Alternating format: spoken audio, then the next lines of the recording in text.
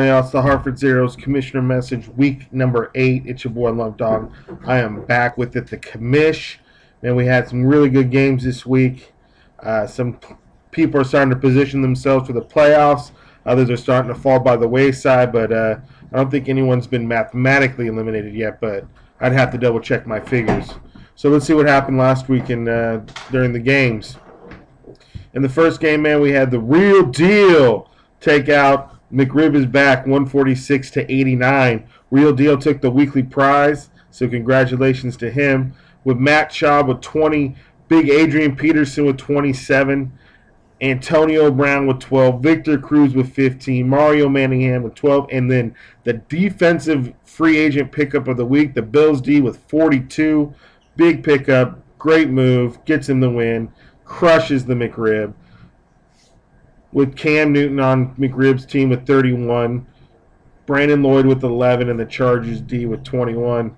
Not much going on there for the McRib is back, but hopefully he bounces back this week. In the next game, we had Red Bull Addiction take out Hell Yeah 94 to 70. Red Bull Addiction had Ben Roethlisberger with 27, the Calvin Johnson with 19, and then the Bengals D, which is another good free agent pickup there, with 32. They've been pretty solid this season. Hell yeah, Drew Brees, what a bad game. Only 13 points. I didn't think that he had that kind of game in him, but definitely proved it. He can shit the bed just with the best of them. The Giants D was 16, and that's all he really had going on with his squad. In the next game, we had Tigers Blood lose to Young Niners 107 to 73. The Young Niners, Tom Brady with 21, Frank Gore at 20. After a slow start, Frank Gore's really been coming on late. Lance Moore with 13, Jay Feely with 10, and then the Ravens D with 18. Tigers Blood, Phillip Rivers, what a big disappointment he's been for him. 11 points, and A.J. Green with 12. Niners D with 20. In the next game, we had the Vic in the Box take out the 41ers, 128 to 83. Vic in the Box, led by Steven Jackson with 31, Mike Vick with 30, 11 from Macklin, 18 from Steve Smith, Billy Cundiff with 13, the Redskins D with 10. 41ers, Matt Hasselbeck had to deal with the Rodgers bye week, so had to go with Hasselbeck, only got 17. Fred Jackson with 20, Maurice Jones-Drew with 13, and then the Seahawks defense with 12. Next game, we had Poor Red take out Romo's Homos, 110 to 77. Poor Red, led by LaShawn McCoy with 32. Maurice Morris with 11. Bolden with 15. Decker with 13. Saints D with 18. And then Tebow with 14. Romo's Homos, the Romo himself got only 14. Wells with 14. Sidney Rice with 11. And then 22 from the Titans D. And then in the last game, we had the Biz take out Cuddy Rock, bitch. So the Biz gets the win. Matt Stafford, 33. Jackie Battle with 13. Arian Foster with 19. 11 from Hanson. And fuck you, Fowler, for stealing them from me, man. F you. Just playing. Just kidding with you, man. And then the Eagles D was 17. Cuddy Rock, bitch, had Ray Rice with 27. Nate Washington with 15. The Texans D was 17. And then Andy Dalton, 14. So that's what happened in last week's games. Earlier this week, I did visit with Romo's Homos owner ABs. So let's go ahead and get in, see what he had to say about the league. Back again with the Hartford Zero's Fantasy Football Commissioner Message, week number 8. Can't believe the season's starting to really come down to the end here. Bring in the guest of the owners of Romo's Homos. What's up, man? How you doing? Yeah, doing great, doing great. Good. So I have an upbeat attitude here, even though he's 2-6. I just wanted to bring him on because, you know, the commissioner message is a fair and equal opportunity guest appearance. Winners and losers alike are always welcome. Not that you're a loser, you just have a losing record. Hey, what can you do? What can you do? So just going through your season here a little bit, you started off the season with 2 losses, losing to Tigers Blood in week 1, 132 to 100.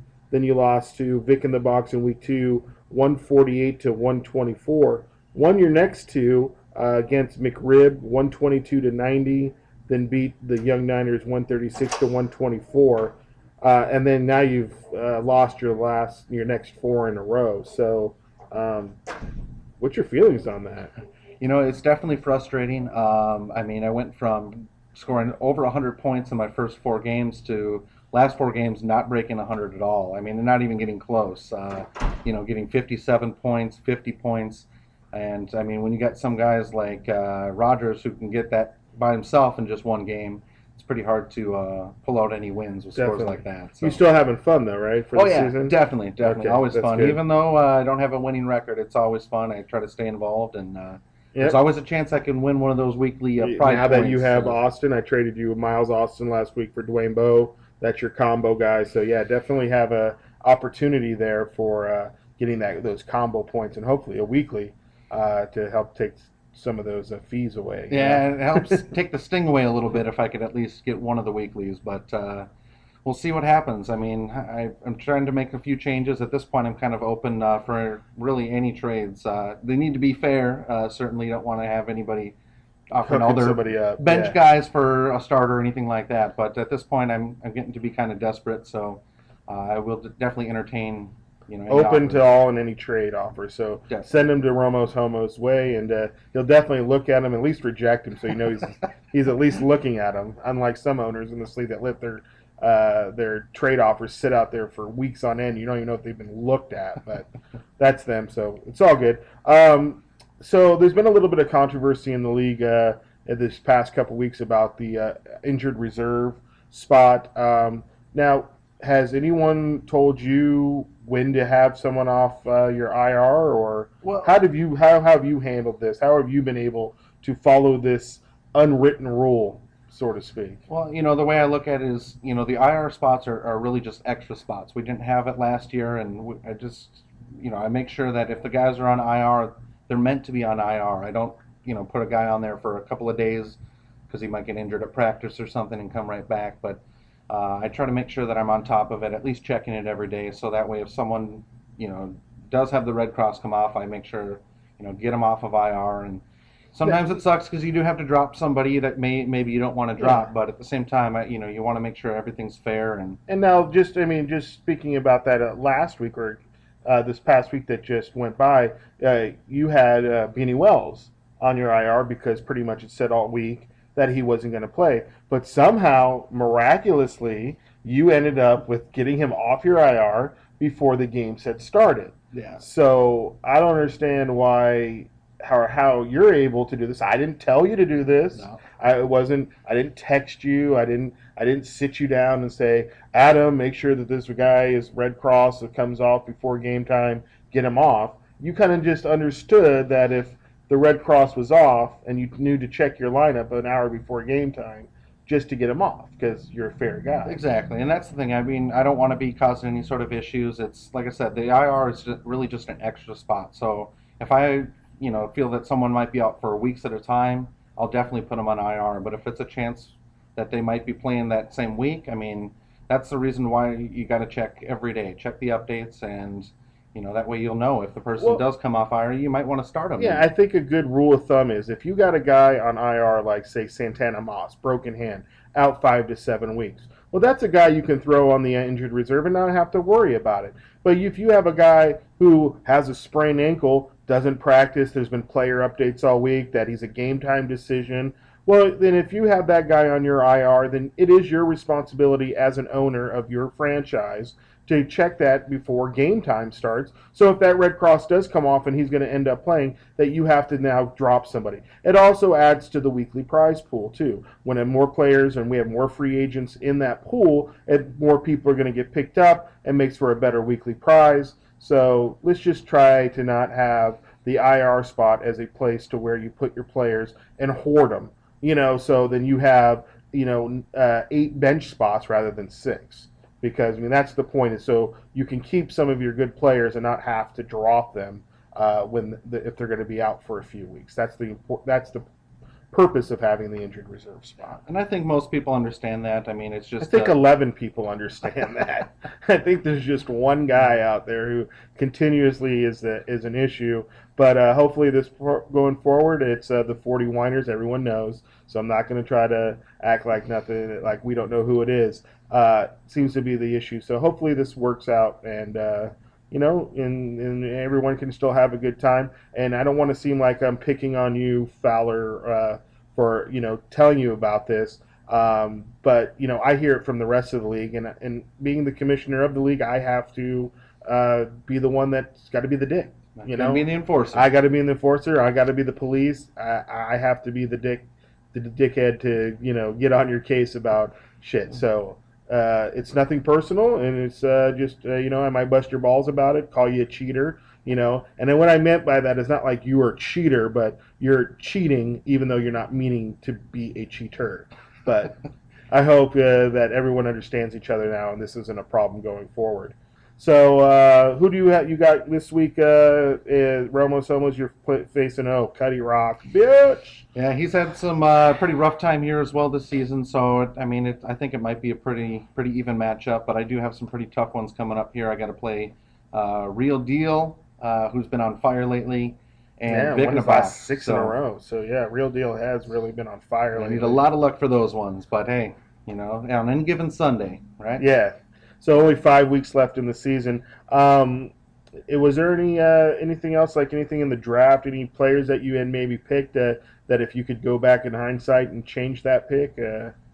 Well, I definitely would probably change my last 8 picks of the draft since I'm not currently playing any of those guys. But I think, in general, I just drafted a lot of these guys too early. I don't think Darren McFadden was too. No, McFadden was pretty good timing. Romo in the second round, that was still pretty good. Yeah, although I see Sean Green getting in the third round. He's kind of been a flop. Yeah. Dwayne Bowe hasn't done much for me in the 4th round. He's been okay for me. But you turned him into Miles That's Austin true. too. That's true. So. Other than that, it's just some of these guys. Finley's a good example of a guy that.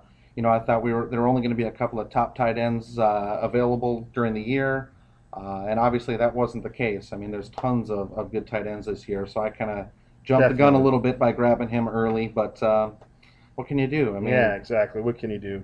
But it is what it is. So hopefully next year we'll be back and you'll make improvements on those picks, and you're in the mix. But you're still not out of it. If you actually really pulled off your last 5 in a row here, you could actually probably still make the playoffs. It's all going to come down to points, though, and you're at the end for losses. Yeah, that's true. We're going to sweep. And exactly, and it has to go with the people in front too. So, but wanted to thank you for taking the time out of your day to come into the commissioner message. I appreciate that. And any last shout outs? Want to talk some shit to Cuddy Rock, bitch? We're almost out of battery here on the laptop. I probably shouldn't talk too much shit. I know he's been having a rough time, but I think it's going to be a good matchup. Okay. I think it could go either way, but what a nice guy. Yeah, try to be nice, right? You're going down, Cuddy Rock. That's it. Ramos Homos is due for a win. I'll say it. It's all good, man. All right, man. Love Dog out. AB's out. Want to thank AB's for being in the commissioner message this week, taking the time out of his busy day and his busy schedule to make sure to visit the entire league. So, Love Dog's out. Good luck to everyone in Week 9. Just be aware that a week from this Sunday is the trading deadline. So this is the last week for any trades to get those playoff squads ready to go. So any trades last week after this, done. So Love Dog out and see.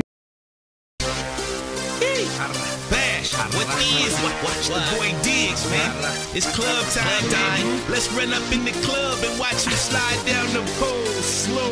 Let's do it, baby. She got chips on her hips, chips on her hips. Wanna see her boss up, put a chip in her hip. She got chips on her hips, chips on her hip. If you wanna sneak a peek, put that chip on her hip. Fatty on, she gotta get her fatty on.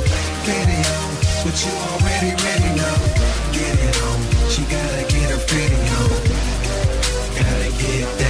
She got tips on her hips, cash on her ass. She really showing out. She see digs hit with bags. It's money in the air. I see bunnies everywhere. When you know what she about is hanging out her derriere. Her ride outside, something like the Newey Jag. Cute little boots matching with her Gucci bag. Ooh, she bad. Love the way she nudie dance.